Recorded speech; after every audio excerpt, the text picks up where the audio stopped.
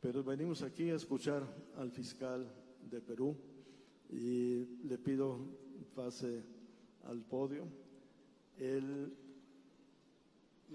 Voy a leer su semblanza.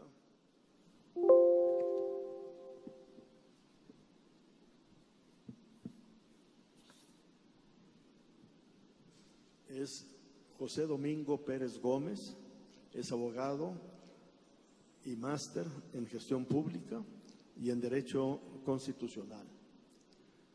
Es fiscal provincial titular del Ministerio Público, fiscal de la Nación de la República de Perú, con 14 años de ejercicio. Se ha desempeñado como coordinador nacional de las fiscalías especializadas en delitos de corrupción de funcionarios del Ministerio Público, Fiscalía de la Nación de la República de Perú. Actualmente es fiscal provincial asignado al equipo especial de fiscales que se abocan con dedicación exclusiva al conocimiento de las investigaciones vinculadas con delitos de corrupción de funcionarios y conexos en los que había incurrido la empresa Overdressed. Nada más actual para nosotros que contar con la presencia del fiscal de Perú. Muchas gracias.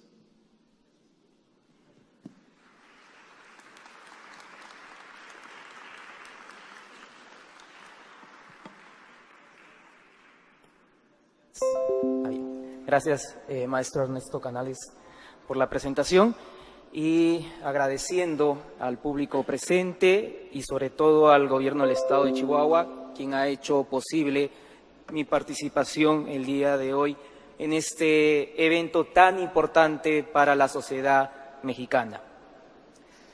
Ciertamente tengo que decir que ha sido un poco complicado mi presencia el día de hoy o en esta estadía breve que estoy en estas tierras mexicanas, toda vez de que los casos que vengo conociendo en el Perú me estaban generando una dedicación exclusiva, como lo ha indicado perfectamente el maestro, pero recojo las palabras del día de ayer del maestro Ricardo Rafael sobre la figura del profeta de Jerusalén. En el Perú tenemos la figura del Mesías, es decir, la lucha contra la corrupción no depende de una persona, depende de las personas, depende de las instituciones. Es decir, que creo a bien en el Perú haber dejado un buen trabajo encaminado. Sé que mis compatriotas están viendo esta presentación vía Facebook y por lo tanto espero que el grupo de trabajo que está realizando las diligencias dejadas por mi persona las van a conducir adecuadamente y a mi retorno las retomaré las mismas. Bien, el tema que se había propuesto obviamente está vinculado a, como lo ha indicado el maestro Canales, a las investigaciones o al tema de la investigación de los casos vinculados a la empresa Odebrecht. Pero he tratado de dividirlo en sistema acusatorio, corrupción transnacional, lavado de activos y colaboración eficaz, un poco para darle idea a el tema que voy a presentar. Bien, el primer tema, sistema acusatorio.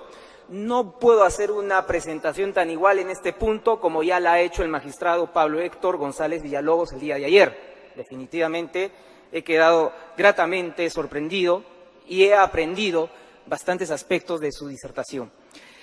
Pero algo que debe quedar claro en el sistema acusatorio es que se establecen roles o se fijan roles. El fiscal se dedica solamente a investigar y el juez a juzgar. El juez en un sistema acusatorio no va a investigar. Y para ello, entonces, necesitamos la figura de un fiscal autónomo e independiente en el ejercicio de su función. En el Perú les voy a traer a colación cómo es la elección tanto de jueces como de fiscales. Es una elección por concurso. Existía, ya les voy a comentar por qué dejó de existir más adelante, un organismo constitucionalmente autónomo que era conocido como el Consejo Nacional de la Magistratura, que estaba integrado por un representante del Poder Judicial, elegido por los jueces supremos, un representante del Ministerio Público, elegido por la Junta de Fiscales Supremos, un representante del Colegio de Abogados o Gremio de Abogados, 2 representantes de los colegios profesionales o del gremio de otras profesiones, un representante de las universidades privadas y un representante de las universidades públicas. Esta elección, a través de un concurso de méritos o una oposición, como se puede denominar acá en México, permitió que cualquier abogado que cumpliera con los requisitos acceder a la carrera tanto de juez como de fiscal. Ese es mi caso. Yo soy un fiscal titular desde hace 14 años. Que voy a ser sometido a un proceso de ratificación en donde se me va a evaluar el desempeño cada 7 años. Y estoy dentro de una carrera, es decir, que puedo ascender precisamente en la misma. Esto se dio con la reforma constitucional a través de la Asamblea Constituyente del año 1993. Ustedes recordarán que entre el año 1990 al año 2000 nos gobernó Alberto Fujimori. Alberto Fujimori dio un golpe de Estado civil en el año de 1992. Algunos resultados positivos podemos establecer precisamente esta forma de designación o nombramiento de jueces y fiscales. Algunos otros aspectos positivos, ¿por qué negarlo?, acabó con la guerrilla o la guerra civil respecto a los grupos subversivos Sendero Luminoso y algún otro, como el Movimiento Revolucionario Tupac Amaru. Y respecto a la economía, la estabilizó. El Perú tenía una situación económica tan parecida como la Venezuela del día de hoy. Aspectos negativos, bastantes. Hubieron ejecuciones extrajudiciales por un grupo paramilitar denominado Grupo Colina, por el cual el expresidente Fujimori fue condenado a 25 años de pena privativa de la libertad como autor mediato, y otros casos o condenas por delitos de corrupción, uno de ellos peculado, por ejemplo, a 6 años de pena privativa de la libertad. En el gobierno de Fujimori hubo corrupción interna, en todos los ámbitos. Se dice que el Estado estuvo capturado por la corrupción, el empresariado de la misma manera. Alberto Fujimori contó con un asesor presidencial, Vladimiro Montesinos, quien a través de actos de soborno compró congresistas, militares, jueces, fiscales, periodistas, empresarios, etc. Pero ese gobierno llegó al fin cuando se hizo público un video en donde precisamente este asesor entregaba fajos de billetes de dólares a un congresista recién electo para que se sume al grupo político oficialista. A partir de ese momento hubo una reacción social de indignación. Alberto Fujimori tuvo que tomar una reacción y creó una Procuraduría Pública ad hoc, distinta a las labores de la Fiscalía. Esta Procuraduría estuvo a cargo de José Ugaz. Quienes conozcan a José Ugaz, fue entre el año 2014 a 2017 presidente de Transparencia Internacional. Él fue el primer procurador ad hoc para estos casos de corrupción. José Ugaz ha escrito un libro, Caiga quien caiga, incluso se ha hecho una película actualmente en el Perú sobre el contenido de este importante libro, en donde señala la importancia de los colaboradores con la justicia, los colaboradores eficaces. El Perú ya tenía, desde la época del terrorismo, de la guerra interna, desde el año 1993, una ley de arrepentimiento. Para cuando se inician los casos de corrupción, José Ugaz procuró que se aprobara precisamente esta ley de colaboración eficaz. Lo que he escuchado, que aquí se denomina probablemente un principio de oportunidad o un proceso inmediato, con las diferencias probablemente de nuestros sistemas procesales. ¿Y saben a quién tuvo como una de sus colaboradores eficaces? Precisamente a la secretaria del asesor Vladimiro Montesinos. La secretaria de dicho asesor fue quien sustrajo el video que guardaba en las oficinas y lo entregó a una tercera persona para que ésta lo pueda publicar y se haga precisamente público ante toda la sociedad peruana. Ella finalmente dio bastante información para que se pudiera desmantelar todo ese aparato de corrupción que se había creado en el Perú. Claro está que ella tuvo beneficios para no ser precisamente internada en un penal o un establecimiento penitenciario.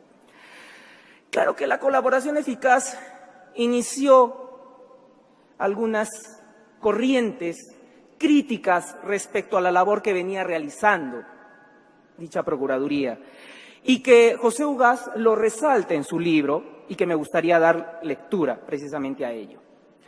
Él dice, pese a ello, hubo quienes criticaron acremente la puesta en vigencia de la ley de colaboración, señalando que resulta inmoral transar con los criminales. En mi opinión, más inmoral es dejar en la absoluta impunidad a los autores principales de crímenes que nunca serán sancionados por desconocimiento de los hechos o falta de pruebas. Es más inmoral dejar que el corrupto no tenga una sanción a que transar, negociar con alguien que nos pueda dar información precisamente para llegar hacia él. ¿Cuál fue el resultado? Condenas. Se condenó al asesor Montesinos, a ministros, congresistas, a quien fuera fiscal de la Nación o fiscal general en ese momento, a jueces supremos, etcétera. Se recuperaron dineros de todas las coimas que habían sido o sobornos pagados que se encontraban en bancos en el extranjero. Se diseñó un sistema de corrupción. El Perú ya comenzó a cimentar las bases de lo que vendría a ser el sistema anticorrupción, con jueces, fiscales y policías especializados en delitos de corrupción de funcionarios. Trayendo a colación la presentación en el panel del maestro Jorge Emilio Iruegas, tuvimos jurisprudencia. Se comenzó a hacer un desarrollo jurisprudencial precisamente de los casos de corrupción. Y finalmente se estableció como una política pública la lucha contra la corrupción, a la cual todos sectores de la sociedad peruana tienen conocimiento que precisamente el Perú ha establecido como una política enfrentarse a este crimen. Porque miren ustedes, para la sociedad peruana, la corrupción es un aspecto importante de evaluación.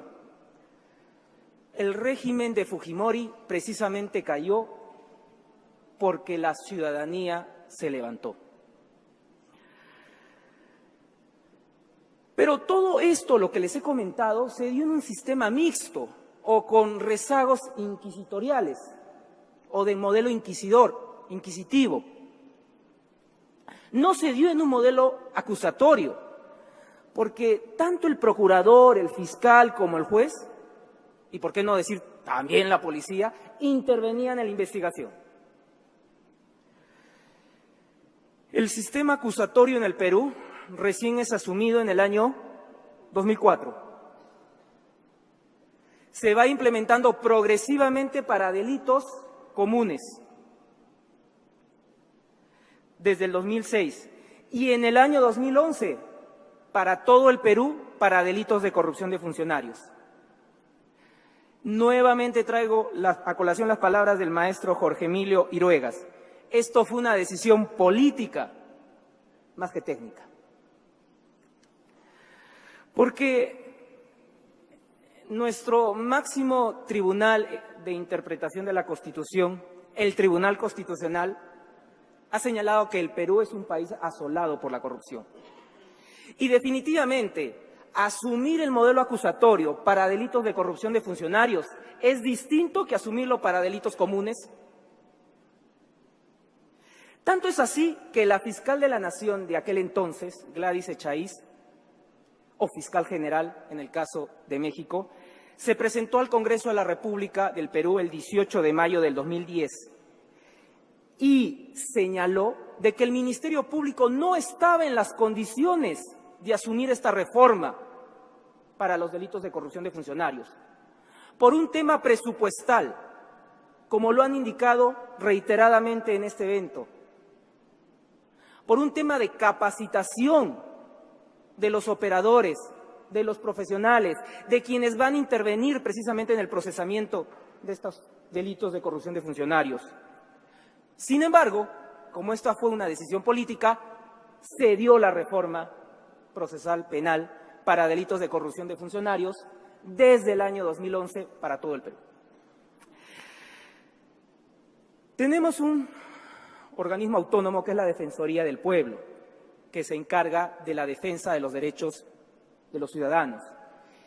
Y ella, en el año 2014, realizó una evaluación del trabajo que venían realizando los fiscales anticorrupción con la aplicación del nuevo Código Procesal Penal o del sistema acusatorio.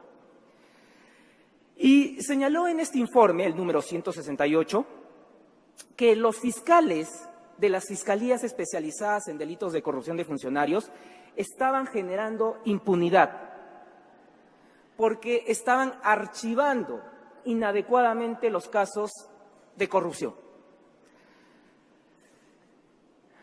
Lo dijo el maestro Canales, tengo el grado académico en el Perú de magíster, acá de maestro, en gestión pública y producto de una tesis o trabajo de investigación que presenté, que precisamente fue analizar cuál era el desempeño fiscal de las fiscalías especializadas en delitos de corrupción de funcionarios.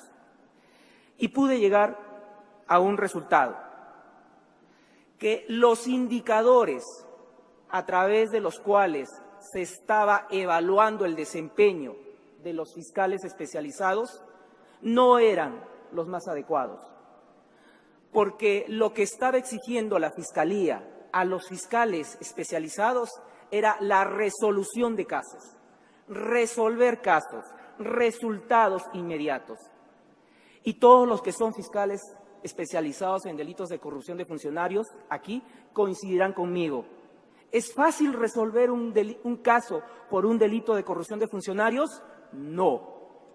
Entonces, ¿en qué o cómo es que se ve incentivado a un fiscal especializado en corrupción de funcionarios a resolver el caso? A archivarlo. Entonces, la propia institución establecía incentivos perversos para que los fiscales buscaran resultados, pero lamentablemente lo que se estaba generando era impunidad a través de ese gran o alto número de casos archivados. Pero finalmente seguimos en el transcurso de este sistema acusatorio en delitos de corrupción de funcionarios y llegó, como bien lo dice el maestro Canales, la noticia del caso Odebrecht.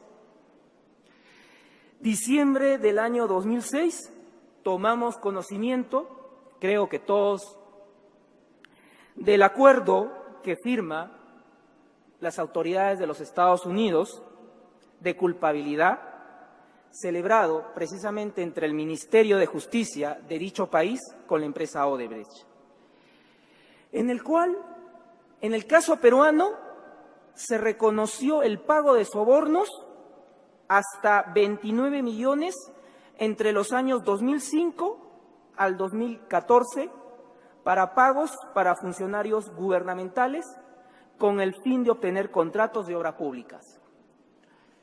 Y para México, bueno, no es una información confidencial porque esto está en la página precisamente de pública de dicha autoridad norteamericana.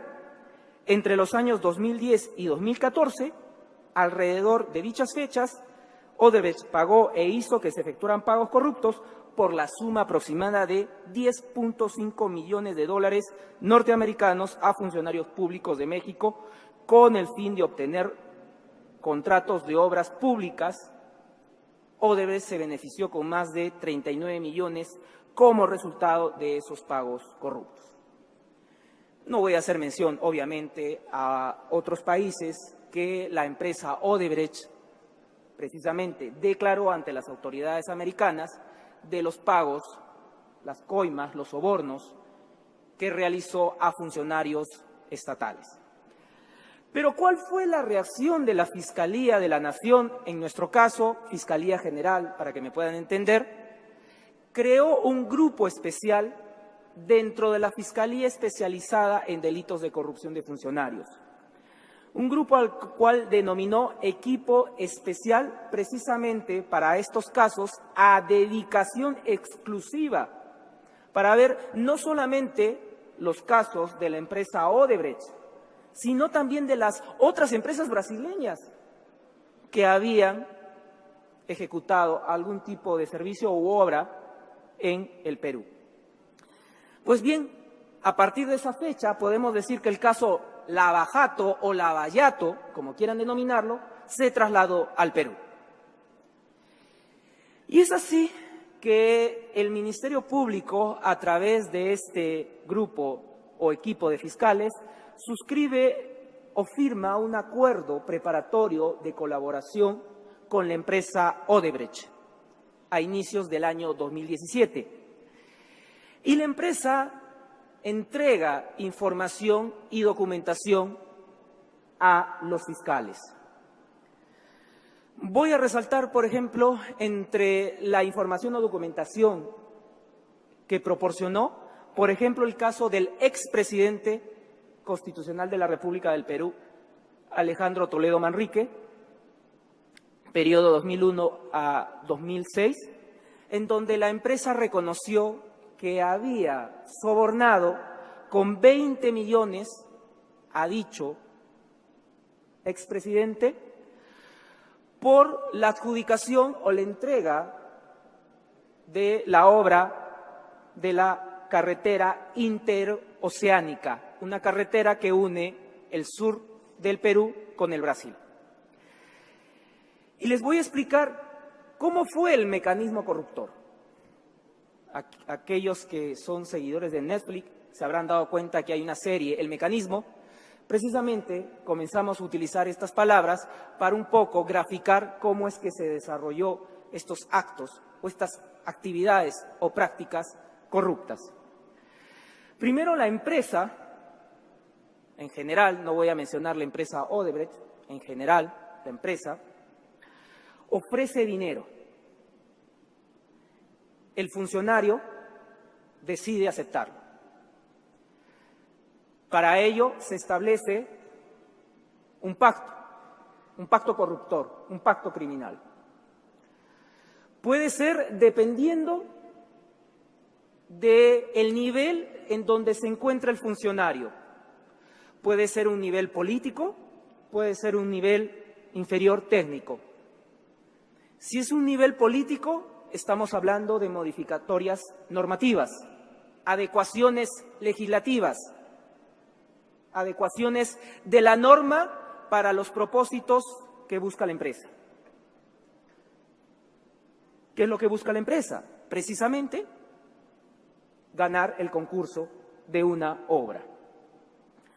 El nivel técnico, las personas que van a participar revisando el expediente de postulación, en el Perú se dice de contratación, revisando los papeles que debe cumplir precisamente la empresa para ganar ese concurso, para adjudicarse la construcción, la concesión de la obra.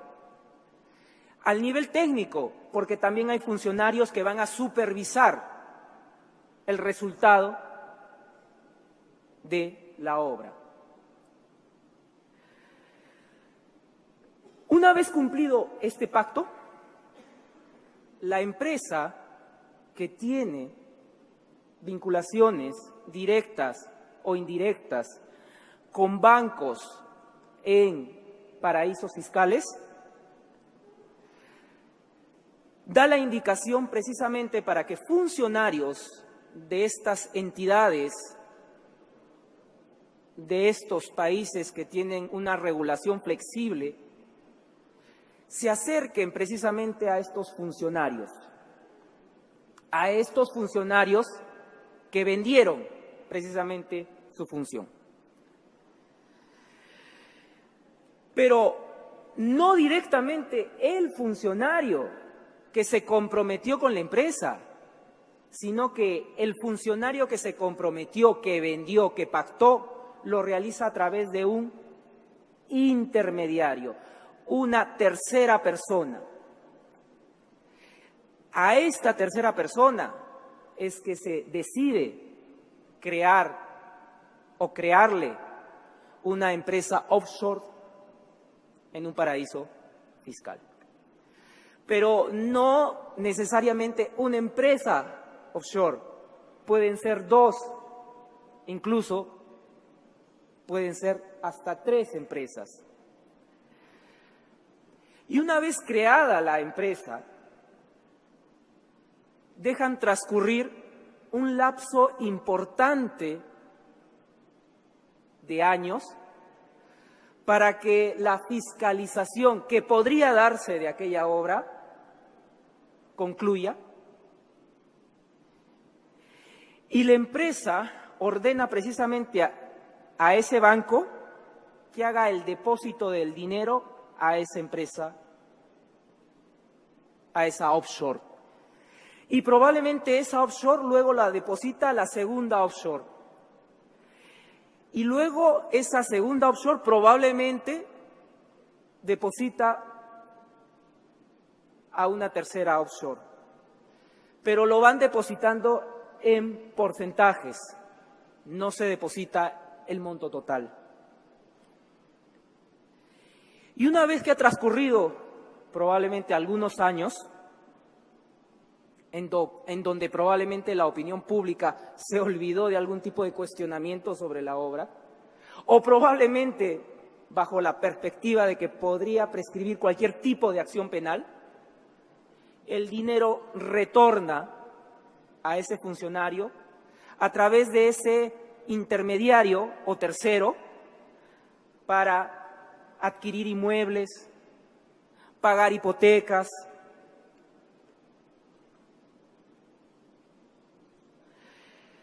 Esto vendría a ser la corrupción transnacional, en donde al Perú se le ha planteado un reto. Porque si seguimos el principio de territorialidad, el hecho criminal no sucedió en el Perú. El pacto, el acuerdo no sucedió. Probablemente, como sucedió en el caso que les he comentado inicialmente de este expresidente, el acuerdo se dio en el Brasil. Los depósitos se dieron en entidades extranjeras. Pero tenemos que interpretar la ley procesal penal y decir dónde ocurrieron los efectos para asumir competencia. Y precisamente los efectos de este acto de corrupción se dieron en territorio nacional. Y el otro problema es el de la prescripción, como ya lo adelanté. Recién los hechos se van descubriendo.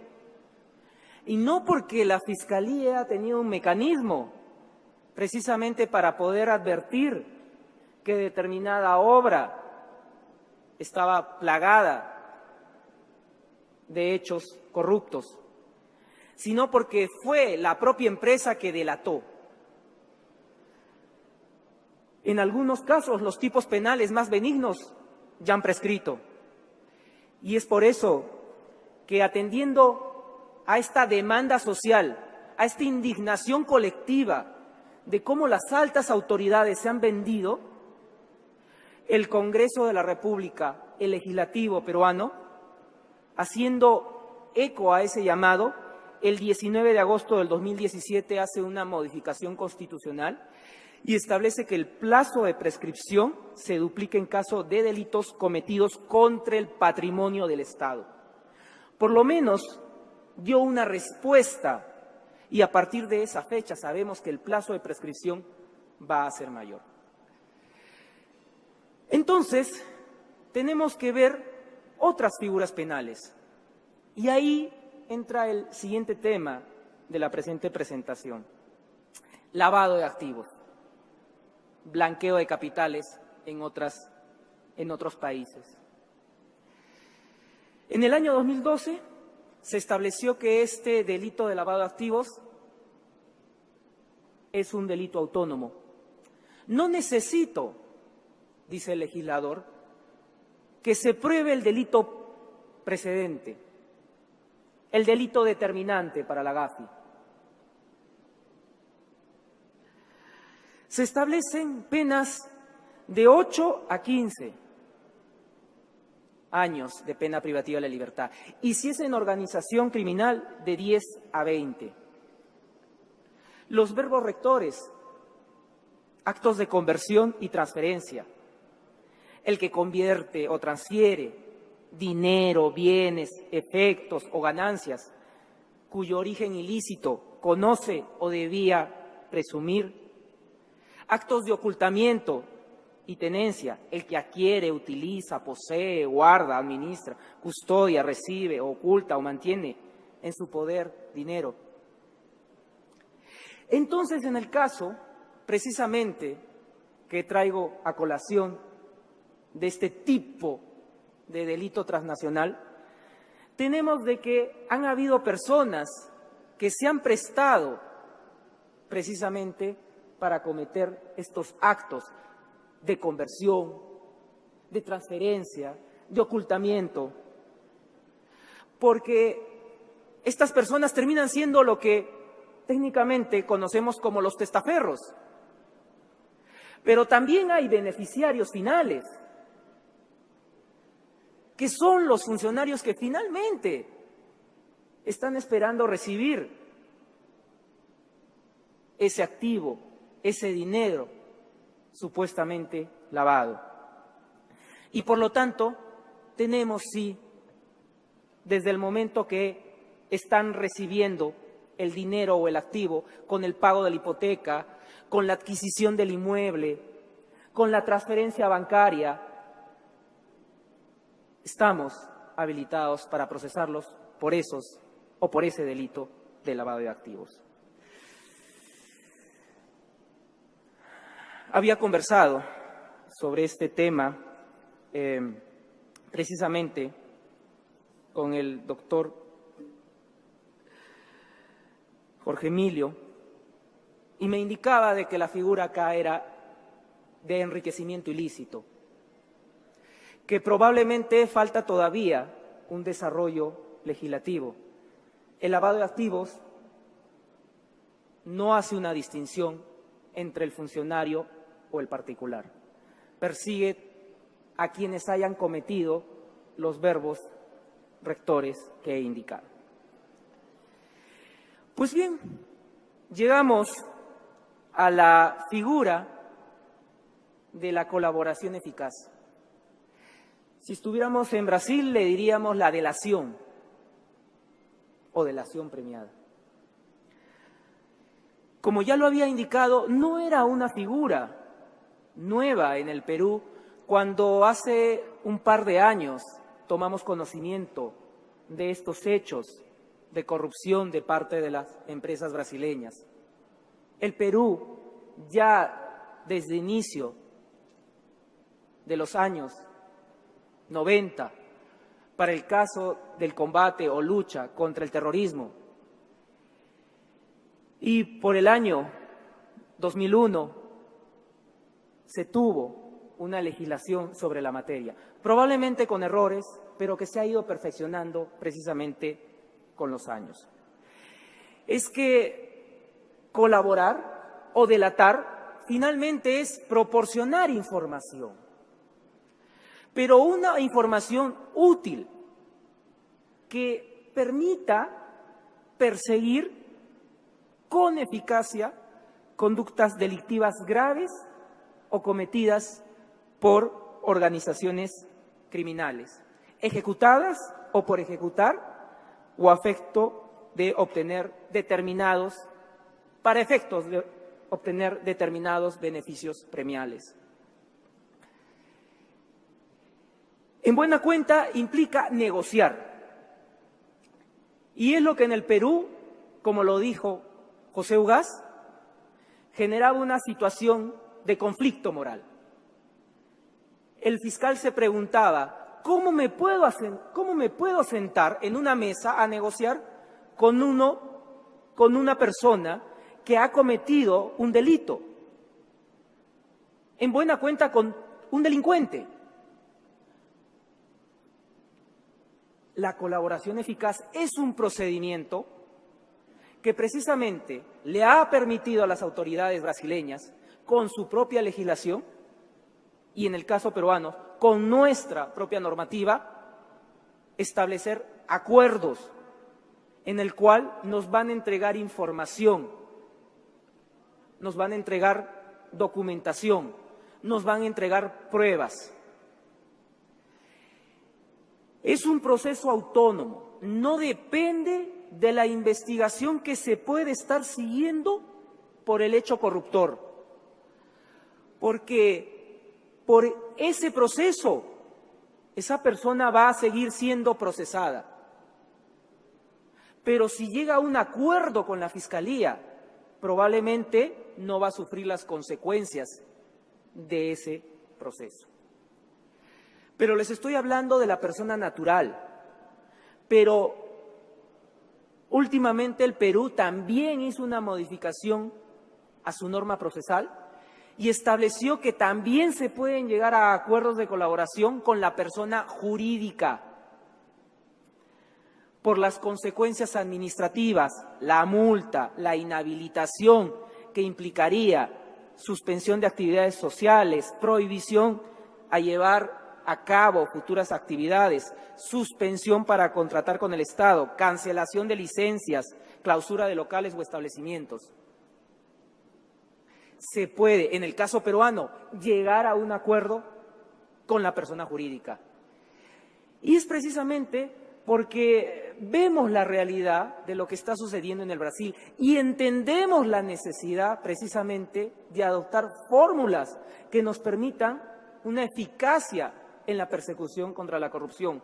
Porque en el Brasil no hubieran podido tener los resultados si la empresa y los funcionarios no entregaban las pruebas que los fiscales necesitaban para procesar y condenar a las autoridades. En el Brasil no se hubiese podido llegar a la condena de un expresidente, probablemente sin estos mecanismos de delación premiada. Y en el caso del Perú no se hubiese podido iniciar todos estos procesos vinculados a los casos Lava Jato. Por lo tanto, la información tiene que ser eficaz, útil, proporcional, porque el beneficio que le va a dar el fiscal tiene que ser proporcional a la información que me están dando. ¿Cuál sería el mecanismo por el cual el fiscal podría determinar que determinado funcionario o un familiar del funcionario tiene una cuenta, por ejemplo, en el Banco de Andorra? Necesitamos la colaboración precisamente de la empresa que se prestó para estos actos de corrupción, porque va a ser precisamente dicha persona jurídica que nos va a indicar en qué entidades financieras del mundo se encuentran depositados esos dineros de la corrupción. Y debe ser oportuno, porque no es lo mismo obtener la información inmediatamente después de que Estados Unidos suscribió este acuerdo con la empresa en diciembre del año 2016 que el día de hoy. El día de hoy probablemente ese dinero ha ido circulando y probablemente algún tipo de evidencia va a ser un poco más difícil de obtenerla. Este es un proceso que se lleva solamente entre el fiscal y el colaborador. Y tiene que ser aprobado por un juez. Finalmente, en este punto, la empresa y sus funcionarios terminan aceptando ser órganos de prueba, testigos en un futuro juzgamiento. Y ahí traigo a colación lo que es el sistema acusatorio. El juez de juzgamiento necesita que la prueba se actúe en su delante. Y a través de estos mecanismos de colaboración, estamos obligando a quien perdonamos de una pena que acompañe al fiscal en el desarrollo del proceso. Y cuando el fiscal esté delante de un juez de juzgamiento, ese funcionario, ese colaborador, testifique ante un juez. Y así, entro al último punto, utilizamos mecanismos de cooperación judicial internacional, porque tomamos conocimiento de las operaciones que realizaban estas empresas, porque entregan información precisamente a la Fiscalía, porque hemos tomado conocimiento, y que creo que es ya público a través de las redes, que la empresa tenía una división o una área especializada en sobornos, coimas, o como ellos denominaban, la caja 2 o de operaciones estructuradas, en donde el dinero ingresaba producto de las obras sobrevaloradas y egresaba el dinero precisamente para el pago a los funcionarios. Y a través de la cooperación judicial internacional, el Ministerio Público ha podido llegar a acuerdos. Claro está, en donde respetamos las decisiones que adoptó la justicia brasileña. Y la justicia brasileña estableció que ese funcionario es un colaborador de ellos. Y por lo tanto, las autoridades peruanas no podrían doblemente perseguir a quien delató ante las autoridades brasileñas. Y así se han firmado compromisos de inmunidad respecto a los funcionarios de empresas brasileñas. Y con ello se ha logrado la detención de funcionarios, empresarios, recuperación de activos. Se tiene información de actos de corrupción que han sucedido en nuestro país. Pero no solamente nos ha permitido determinar actos de corrupción producto o para la adjudicación o realización de obra pública, sino también que de esta caja 2 o de esta área de sobornos se destinaba dinero para las campañas políticas. Para las campañas políticas, que también es de conocimiento público, se logró la detención en el año 2007 por 9 meses del expresidente Ollanta Humala y su cónyuge Nadine Heredia Alarcón, que actualmente está detenida en la ciudad de Lima, Keiko Sofía Fujimori, que también se está procesando a otras altas autoridades, que motivó precisamente la renuncia de quien fuera presidente de nuestro país, Pedro Pablo Kuczynski, luego de que el presidente de dicha empresa declarara ante mi persona que había prestado consultorías y financiamientos para dicha empresa, lo que motivó luego una reacción social que finalmente, luego de algunos actos indebidos, se vio obligado precisamente a renunciar. Bueno, podría hablarle también del Metro de Lima, podría hablarles que también se descubrió un cártel de empresarios, conocido como el Club de la Construcción, en donde los más importantes empresarios ejecutores de obra se repartían la obra pública por porcentajes del 3% del valor de la obra, lo cual motivó en una oportunidad que estén presos las personas económicamente más poderosas de mi país. Y para concluir, no voy a dejar de hablar, porque sé que en mi país también me están observando, que toda esta indignación finalmente llegó a un punto alto cuando se dio a conocer precisamente un caso conocido como Lavajuez, en alusión al caso Lavajato. Este caso Lavajuez, que en buena cuenta es el conocimiento público de las interceptaciones legales que se venía realizando a presos por el delito de narcotráfico y abogados, en los cuales a través del seguimiento se determinó que altas autoridades del sistema de justicia peruano se veían en conversaciones arreglando temas precisamente de procesos judiciales, lo que implicó precisamente que ese Consejo Nacional de la Magistratura, ese consejo que les había indicado que era un organismo constitucionalmente autónomo, encargado de nombrar jueces y fiscales,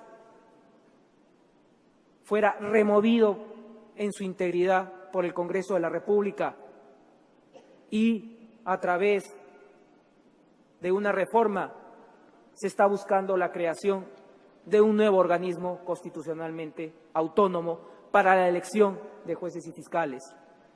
Ha implicado hace poco que un juez supremo también sea destituido y que deba ser juzgado por organización criminal.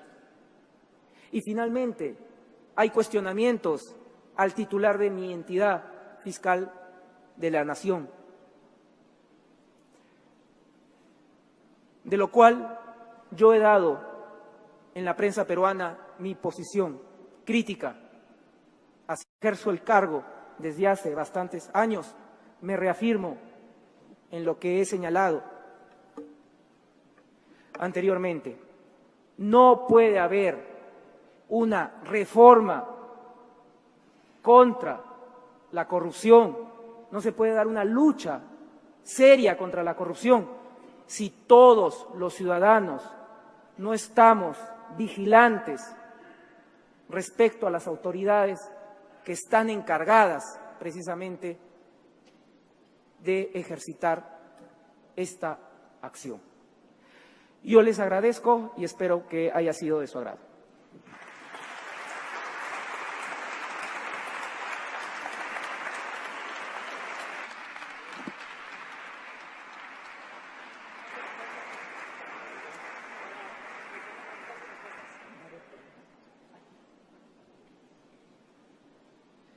Muchas gracias, doctor José Domingo Pérez Gómez. Y vamos a pasar para la sección de las preguntas y respuestas, si le parece, fiscal.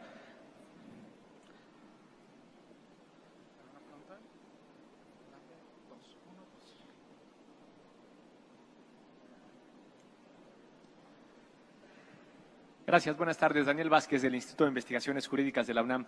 Dos preguntas. Comentaba en la experiencia un poco de Perú que algo del trabajo que hicieron fue conseguir justamente testigos protegidos. En eso nos encontramos nosotros un poco en México, en cómo vamos a romper el pacto de impunidad, a permitir justamente tener información que nos permita escalar en la investigación. Entonces, la pregunta es, ¿cuáles fueron los distintos tipos de incentivos que ustedes dieron para poder generar estos testigos protegidos y para que se animaran a hablar? Y la segunda tiene que ver con que en particular en México nosotros nos encontramos con redes de macrocriminalidad que además son muy violentas. Entonces el otro problema que estamos teniendo no solamente solamente es generar a los testigos protegidos, sino también los mecanismos de protección. Tenemos dudas muy básicas desde si, por ejemplo, el mecanismo de protección debiera estar en la Secretaría de Seguridad Pública o en la Secretaría de Gobernación. Entonces, también si pudiera profundizar un poco sobre la experiencia de los mecanismos que usaron para proteger a los testigos. Gracias.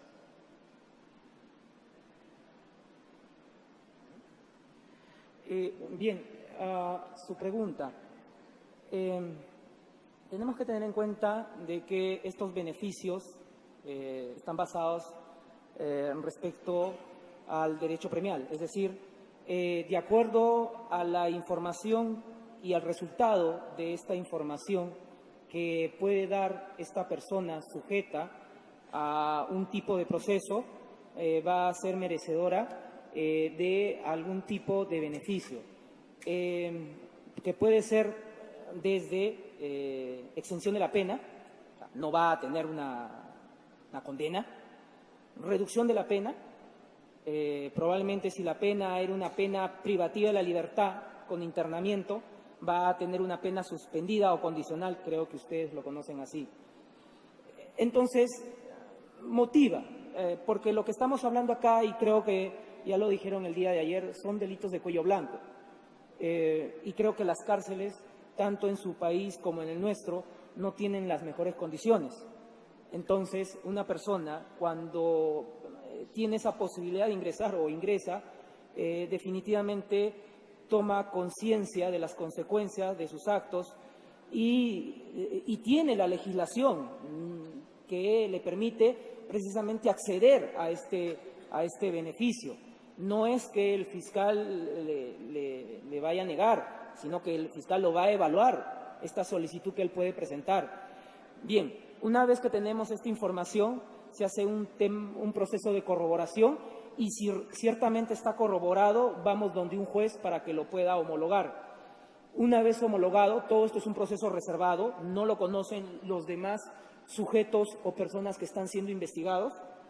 Una vez que es homologado, lo aprueba y se da una sentencia del proceso de colaboración eficaz. Y dependiendo con el acuerdo al cual ha llegado el fiscal con esta persona, puede ser testigo en un juicio oral. Ahora, si usted me habla de procesos violentos contra organizaciones de delitos violentos, es bastante difícil que el fiscal exponga a esta persona luego para un juzgamiento. Porque sabemos cómo es el crimen organizado, va a buscar eliminar a esta persona. Pero probablemente la información nos va a permitir llegar a algunos elementos para desbaratar esta organización. Pero en los casos de corrupción de funcionarios, por lo menos en mi país, no hemos llegado a ese nivel de violencia para este tipo o esta especialidad. Es decir, que finalmente sí podemos a esta persona llevarla a un juicio oral y que en este juicio oral declare ante un juez. En algunos casos se ha tenido que buscar algún tipo de reserva, pero ha sido en un menor número para casos de delitos de corrupción de funcionarios. ¿Quién está encargado de las medidas de protección? Es la propia institución del Ministerio Público, que tiene un área, pero siempre con apoyo de la policía, que también tiene una área. La policía es encargada o está bajo la línea del Ejecutivo. El Ministerio Público es un organismo constitucionalmente autónomo. Cuando ha habido necesidades de que el Ministerio Público tenga que proteger a esta persona sin participación probablemente de la policía, han habido los mecanismos y los procedimientos por los cuales el Ministerio Público lo ha logrado. Probablemente algún tipo de cambio de residencia, algún tipo de no dar a conocer la dirección o el nombre de esta persona, etcétera. Espero haber respondido a su pregunta.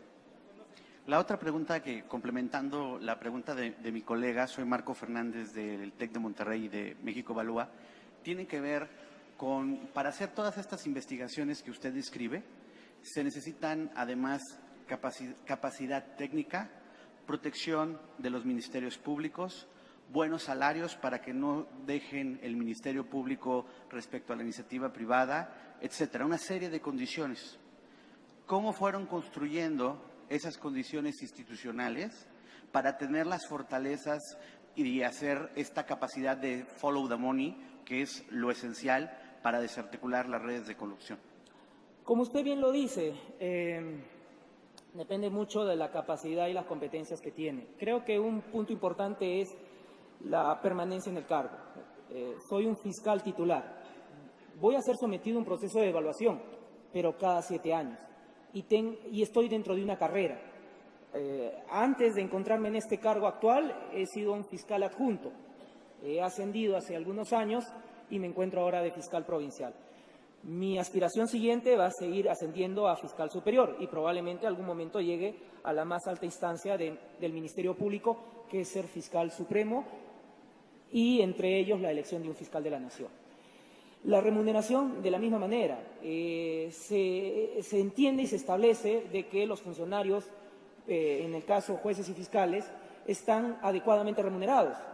Claro, mis colegas pueden decir que todavía deberíamos ser mejor remunerados, pero en comparación con algunos otros sectores de la cuestión pública, ciertamente estamos adecuadamente remunerados. Esperamos que se nos pueda mejorar.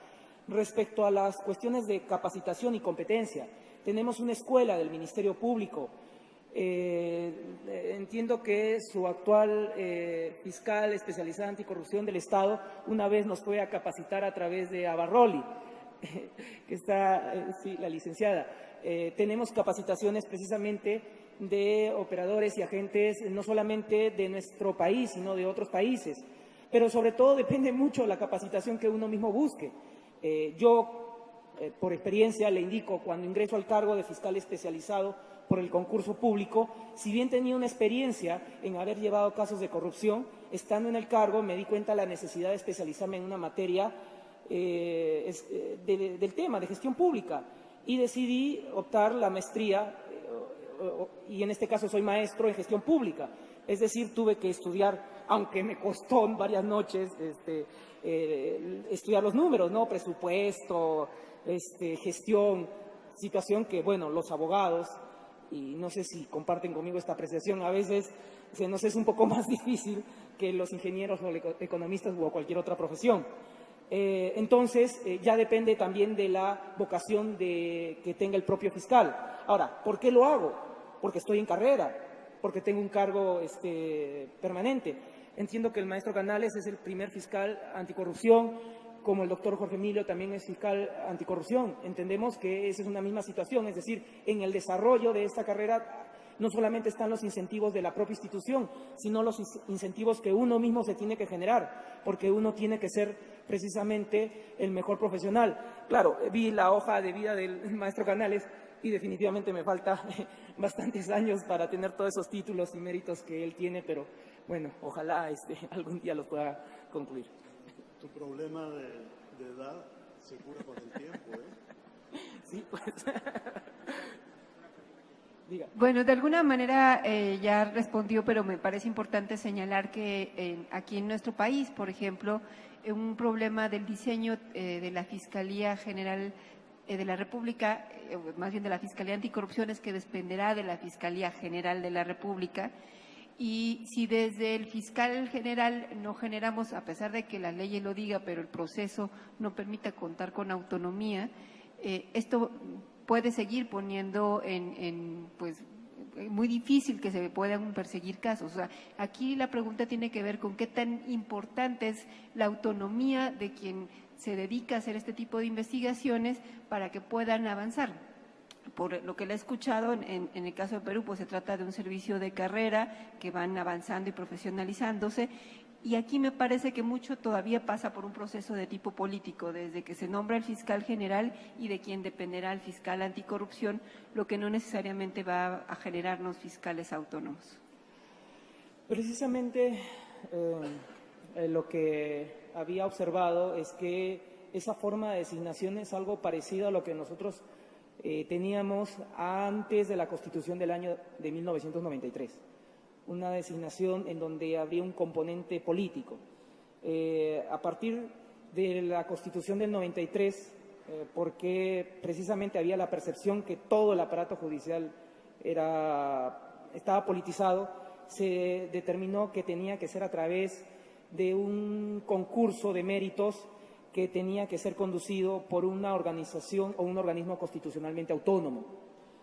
Claro, no estoy hablando que en el Perú sea perfecto, pero lo que yo le puedo decir es que probablemente sin ese concurso de méritos yo no ingresaba. Yo soy una persona que, si bien he nacido en la capital, pero mi familia y mi vida se llevó a cabo en el interior del país, pero finalmente estoy ejerciendo un cargo público en la capital de la República del Perú. Ahora, la autonomía y la independencia respecto a la institución y al ejercicio de la función fiscal es importante, porque nosotros, si bien vamos a conocer el hecho, el delito, ya el contexto le da ese ingrediente político. Una vez tuve la oportunidad de participar en un allanamiento importante a un local de un partido político importante también en el Perú, y al día siguiente, como era lógico, la prensa quería tomarme una declaración, es decir, una entrevista.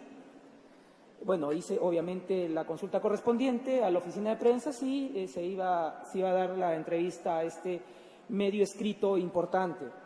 Y dentro de las preguntas que me hizo el periodista era si yo tenía algún tipo de vinculación política. Y obviamente me pareció una pregunta que no era lógica con el cargo que desempeñaba, porque además hacemos una declaración jurada de que no tenemos afiliación política. Pero tuve que indicarle de que no, y por más que hagamos investigaciones a funcionarios que probablemente han tenido una representación para un determinado partido político, estamos cumpliendo nuestra función de fiscales en esa materia. Y probablemente de acá a algunos años estaremos investigando a otros funcionarios que han tenido participación en otra representación política. Pero eso se da que tenemos un tipo de permanencia en el cargo y eso nos permite precisamente tener ese tipo de independencia y autonomía, que bien digo, no es perfecto, pero es algo, como bien lo dijo el maestro Ganales, se puede rescatar de Perú y entiendo que algo útil he podido traer a todos ustedes. Si no hubiera alguna pregunta más, yo les agradezco mucho.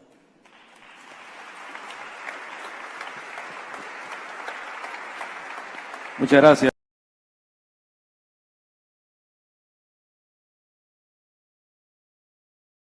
Buenos días con todos, buenos días señorita relatora, muy buenos días. Buen día.